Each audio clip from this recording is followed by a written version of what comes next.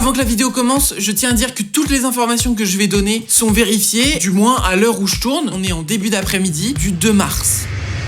Aujourd'hui, ce que traverse le monde n'est pas un simple point chaud lointain, comme on pourrait le penser. Pour nous, fans de sport auto, ça veut dire énormément de choses. Déjà, je tiens à vous prévenir, je ne ferai aucune politique, je ne prendrai parti pour aucun des camps, c'est pas mon rôle, ici on parle de Formule 1. Bref, cet événement-là, c'est un événement qui perturbe les flux logistiques et aériens mondiaux, ce qui a donc des répercussions très concrètes sur la Formule 1, et c'est pas comme si on avait un Grand Prix dans 3 jours, sans blague. Bon, depuis fin février, il y a des frappes entre les États-Unis, Israël, l'Iran, on va pas rentrer dans le détail, mais sachez que plusieurs pays sont touchés. L'Iran, l'Irak, le Koweït, Israël, le Qatar, Bahreïn, les Émirats Arabes Unis. Tous ces pays ont appliqué des règles très strictes et une partie de leur espace aérien a été très restreint ou du moins fermé. Mais pour un sport comme la F1 ultra dépendant aux déplacements internationaux, ce n'est pas un détail. La discipline transporte chaque année des centaines de tonnes de matériel et des centaines de personnes d'un continent à l'autre. Quand les routes aériennes deviennent imprévisibles et que des grandes plaques d'espace aérien sont fermées, cela crée des incertitudes structurelles sur la façon dont les équipes peuvent se déplacer. Sur les vols, des ingénieurs, des mécaniciens et des pièces détachées indispensables à chaque Grand Prix.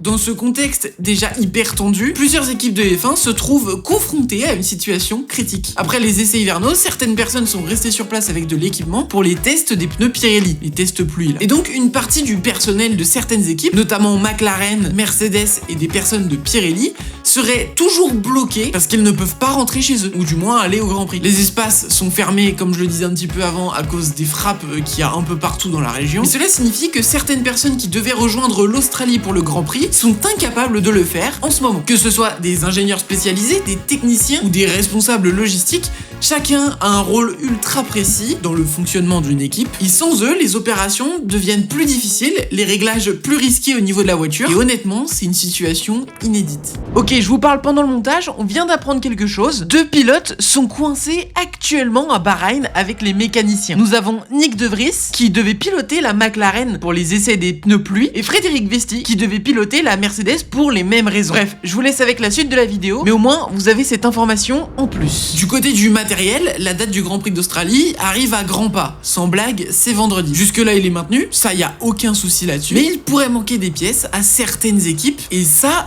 pourrait faire très mal. Bon, maintenant sur le plan institutionnel, la FIA et la Formula One Management n'ont pas encore officialisé l'annulation de certaines courses. Les 3 premières courses de la saison vont être sans doute maintenues, ça y a pas de problème étant donné qu'elles n'ont rien à voir avec le Moyen-Orient. Néanmoins, pour les Grands Prix de Bahreïn et d'Arabie Saoudite, là, beaucoup de fans commencent à se poser des questions. La Formule 1 a même fait un communiqué officiel pour dire qu'ils regardaient de très près la situation. Ces 2 Grands Prix sont des étapes majeures, parce que c'est des Grands Prix qui sont plutôt cool, je trouve. Mais bon, vu le contexte actuel, si c'est annulé, on sera pas surpris. Après, plusieurs scénarios s'offrent à nous. Le premier scénario serait un maintien pur et simple si la situation se stabilise d'ici. Alors ça reste pour le moins incertain, mais bon, qui sait. Le deuxième scénario serait une annulation si le risque sécuritaire ou logistique est jugé trop élevé par la FIA et les autorités locales. Dans ce cas, plusieurs pistes de rechange pourraient être envisagées pour que le championnat conserve un nombre suffisant d'épreuves, et dans ce cas-là, on aurait sans doute plusieurs circuits qui se proposeraient. Bon, déjà, si on n'est pas trop con, on le remplacerait pas par un Grand Prix qui serait au Moyen-Orient vu la situation. On mettrait ça sans doute sur un Grand Prix en Europe, ou du moins pas trop loin de l'Europe. On peut penser à l'Istanbul Park qui a envie de faire un retour en Formule 1 et ce serait peut-être leur chance, entre guillemets. On a le circuit de Portimao qui va revenir l'année prochaine en Formule 1. Pourquoi pas faire un retour prématuré? On a aussi le circuit d'Imola qui a quitté la Formule 1 l'année dernière. Vu le contexte actuel, pourquoi pas? En tout cas, ces circuits-là sont souvent cités comme des alternatives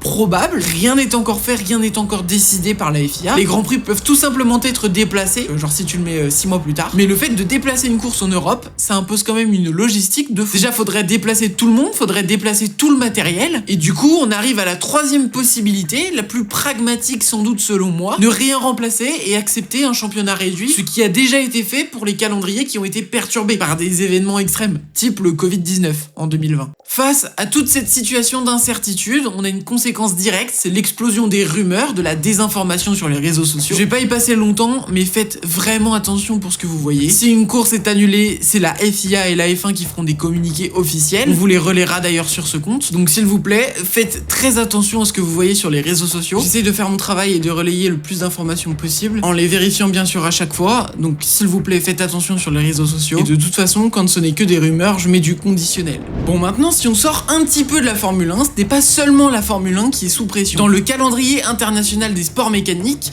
plusieurs autres disciplines sont dans une position similaire. Par exemple, le championnat du monde d'endurance par la FIA, le WEC, qui doit commencer sa saison au Qatar avec les 1812 km du Qatar, et qui est dans les semaines à venir, est aussi menacé. Le WEC a dit qu'ils regardaient eux aussi la situation de très près. Bref, rien n'est moins sûr sur la situation dans quelques semaines. Et d'ailleurs, en parlant de ça, le MotoGP aussi est menacé. Le Grand Prix du Qatar MotoGP, c'est début avril de mémoire. Donc là aussi, il faut faire attention pour le MotoGP. Bon, après, on va pas dramatiser la situation non plus pour le moment. On n'a aucune annulation. Donc, croisons les doigts pour que ça reste comme ça. Bon, j'aimerais quand même finir cette vidéo sur une note un petit peu plus positive parce que cette semaine, c'est une semaine de course. Enfin, la première de 2026.